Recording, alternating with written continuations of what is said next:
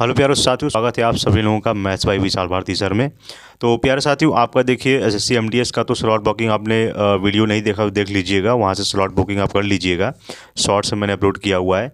तो अब आपका एग्ज़ाम बहुत ही नज़दीक है, तो ध्यान दीजिए आपका जितने भी प्रीवियस ईयर जितने भी क्वेश्चन हैं उसको आप ज़रूर एक बार आप रिवीजन करना स्टार्ट कर दीजिए। और डेली आपका यह जो है करंट अफेयर्स का, स्टैटिक जीके का और आपका जो वोकैब का सेक्शन चल रहा है वो आपका चलता रहेगा। कल से आपका मैथ्स का भी मैं आपका वीडियो लेकर आऊँगा, तो मैथ्स का भी आप ज़रूर वहाँ पर देखिएगा। बहुत इंपॉर्टेंट प्रश्न होंगे जो आपके एग्ज़ाम में 100% आने वाले होंगे, ठीक है। तो ध्यान दीजिए। चलिए आज हम लोग पढ़ेंगे यहाँ पर 23 तारीख का। थोड़ा देखिए साथियों, यहाँ पर वीडियो लेट हो जाती है क्योंकि अकेला ही मैं हूँ यहाँ पर, संभालने वाला कोई भी नहीं है। वीडियो बनाना, एडिट करना, थंबनेल डिज़ाइन करना सब कुछ टोटल मेरा ही यहाँ पर है, तो ज़्यादा इस वजह से लेट हो जाता है। और इसके अलावा भी बहुत सारे काम होते हैं, कभी फुर्सत दें आपको बताएंगे, ठीक है। तो चलिए बिना देर के वीडियो को शुरू करते हैं। तो देखिए क्या है आपका यहाँ पर, पर्यावरण और जैव विविधता बहुत इंपॉर्टेंट है। पर्यावरण से और जैव विविधता से भी प्रश्न आपके पूछे जाते हैं, खासकर जो बच्चे रेलवे एग्जाम की तैयारी करते हैं जिसमें से 50 सवाल आते हैं। अब 50 सवाल में से मान के चलिए 5 से 10 सवाल जो हैं वो पर्यावरण से जैव विविधता से ज़रूर होते ही होते हैं। और आपका 25 सवाल आपका प्रश्न तो एसएससी से है, तो इसमें से मान के चलिए कि 5 सवाल आपका पर्यावरण जैव विविधता से आना ही आना है। और 5 सवाल जो है वो आपका संविधान से है ना, 5-6 सवाल करंट अफेयर्स, 5-6 सवाल जो है आपका स्टैटिक जीके से। तो ये भाई सेक्शन वाइज अपना हर साल ही आता रहता है। देखिए क्या है यहाँ, बहुत इंपॉर्टेंट प्रश्न है कि समुद्री जैव विविधता के लिए भारत का पहला राष्ट्रीय केंद्र वो क्या है, वो कहाँ पर स्थित है। जो समुद्री जैव विविधता के लिए यानी समुद्र में जो पाए जाने वाले अलग अलग जो जीव हैं यहाँ पर, वो भारत का पहला एक राष्ट्रीय केंद्र पूछा गया, राष्ट्रीय केंद्र की स्थित है। तो याद रखिए जामनगर गुजरात में है, बहुत इंपॉर्टेंट प्रश्न है, ठीक। दूसरा प्रश्न देखिए यहाँ पर है, कार्बन मोनोऑक्साइड है यहाँ पर, और क्लोरोफ्लोरोकार्बन है, और नाइट्रोजन डाइऑक्साइड है, और यहाँ पर CH में से कौन सी गैस जो है वो ओजोन परत के लिए हानिकारक होती है ना। इनमें से कौन सी गैस है ना, ये CO है, CFC है, N2O, और CH में से कौन सी गैस जो है वो ओजोन परत के लिए हानिकारक होती है। तो ध्यान दीजिए वो आपका CFC है, क्लोरोफ्लोरोकार्बन है, बहुत ही मतलब डेंजर है ये, ओजोन परत के लिए हानिकारक होती है, ठीक है। अगर ओजोन परत नहीं होगा तो जो सन से निकलने वाली रेडिएशन होती है वो हमारे हाथों को भी झुलसा सकती हैं। तो इससे ओजोन से ही हमारी बॉडी, जो पूरा अर्थ पर रहने वाले जीव जंतु पेड़ पौधे सब सुरक्षित हैं ओजोन से, ठीक है। तो याद रखिएगा क्लोरोफ्लोरोकार्बन की वजह से ये जो है बहुत ही हानिकारक है।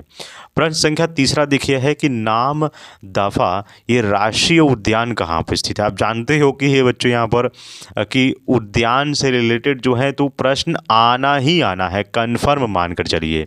तो याद कर लीजिए इसको कि नाम दफा जो है वो राष्ट्रीय उद्यान अरुणाचल प्रदेश में स्थित है। कहाँ पर? अरुणाचल प्रदेश में, इसको याद कर लीजिएगा।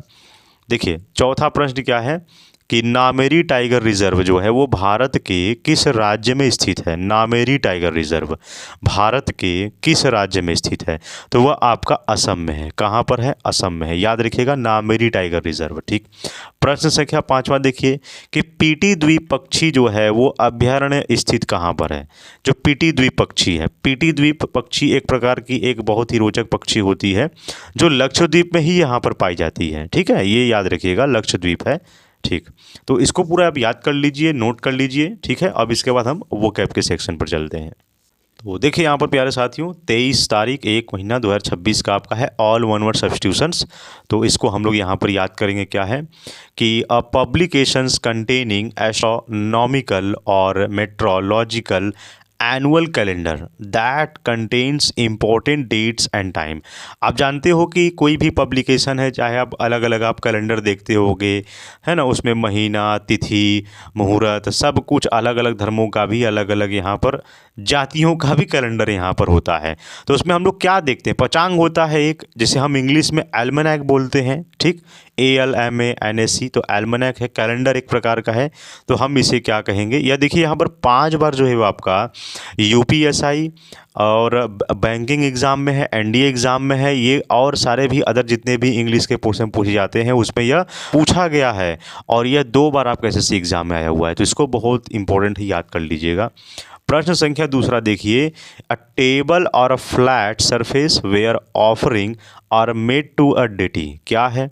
जैसे अ टेबल और अ फ्लैट, जैसे होता है ना कि एक टेबल होता है और उस पे मूर्ति रखी होती है, तो बगल में अगरबत्ती सुलगा दिया जाता है, जिससे घरों में धूप जला जाता है ताकि वो एक सुंदर महक जो है वो आसपास बनी रहे।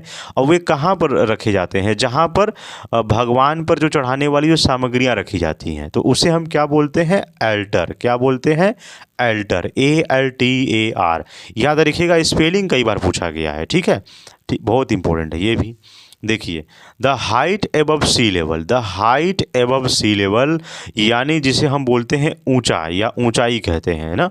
एक समुद्र की लेवल से कोई चीज़ अगर ऊंची है तो उसे हम बोलते हैं एल्टीट्यूड। क्या बोलते हैं? एल्टीट्यूड। ठीक, ये याद रखिएगा, जब हम समुद्र की लेवल से किसी हाइट को मापते हैं तो एल्टीट्यूड बोलते हैं। ये याद रखिएगा, 2 बार आपका एसएससी एग्ज़ाम में पूछा गया है। और अभी ध्यान दीजिएगा, जितना मैंने लिखा हुआ है उसका या तो स्पेलिंग आया पूछा होगा, या तो वन वर्ड पूछा होगा, या तो आपका सिनोनिम्स या तो एंटोनिम्स पूछा होगा। तो इसलिए बिल्कुल भी इसको स्किप मत करिएगा, पूरा एकदम याद कर लीजिए, कभी नहीं आप भूलोगे इसको, इस तरह से आप याद करिए। ठीक, प्रश्न संख्या चौथा देखिए क्या है यहाँ पर, ऑल वन वर्ड सब्स्टिट्यूशंस की, someone who makes charitable donation intended to the welfare of other people.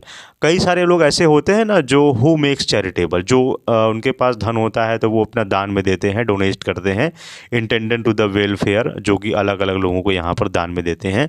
तो हम इसको हिंदी में तो परोपकारी बोलते हैं, लेकिन इंग्लिश में हम एल्ट्रुइस्ट बोलते हैं। क्या बोलते हैं? एल्ट्रुइस्ट, ALTRUIST। याद रखिएगा इसका स्पेलिंग, इसका इसमें जो है करेक्ट स्पेलिंग में पूछता ही है, आपका सिनोनिम्स एंटोनिम्स भी ये पूछता है। तो इसको हम यहाँ पर क्या बोलेंगे? परोपकारी। अब ये ध्यान दीजिए, अब यहाँ क्या लिखा हुआ है, 10 बार ये पूछ चुका है। देख सकते हो कितना इंपॉर्टेंट है, मतलब ये तो मेरे लिए मोस्ट इंपॉर्टेंट है एग्ज़ाम में आपका 100%। ये किसी न किसी सेट या शिफ्ट वाले क्वेश्चन में ज़रूर आ सकता है। तो एल्ट्रुइस्ट याद रखिएगा, समवन हु मेक्स चैरिटेबल। ठीक, प्रश्न संख्या देखिए पाँचवा, one who plays for pleasure rather than as a profession. होता है ना कि कोई one who plays for pleasure अपनी शौक के लिए बहुत ही कुछ अपना काम कर लेता है, प्रोफेशनली रूप से अच्छे से काम करते हैं, तो हम उसे क्या कहते हैं? शौकीन। क्या बोलते हैं? शौकीन। इसको हम बोलते हैं इंग्लिश में एमेटर। क्या बोल देंगे? Amateur, AMATEUR, amateur, AMATEUR। इसका सिनोनिम्स, एंटोनिम्स और ये आपका इससे रिलेटेड जितने भी प्रश्न हैं आपके पूछ जाते हैं, करेक्ट स्पेलिंग भी पूछा जाता है। इसको याद कर लीजिए। और यह देख लीजिए 11 बार पूछा गया है, तो ये भी बहुत ही मोस्ट इम्पॉर्टेंट है मेरे लिए। इसको आप बिल्कुल भी मत छोड़िएगा, पूरा इसको याद कर लीजिएगा। ठीक है प्यारे साथियों, यही था आपका। और इसके बाद आपका जो है कल से आपका मैथ्स देखिए आएगा, मैथ्स का भी आपका पोर्शन मैं चलाऊंगा, ठीक है, क्योंकि टाइम नहीं मिल पा रहा था साथियों, इसलिए मैथ का भी नहीं आ रहा था, लेकिन कल से मैथ आपका आ जाएगा। ठीक है साथियों, मिलेंगे आपसे नेक्स्ट वीडियो में। जय हिंद, जय भारत।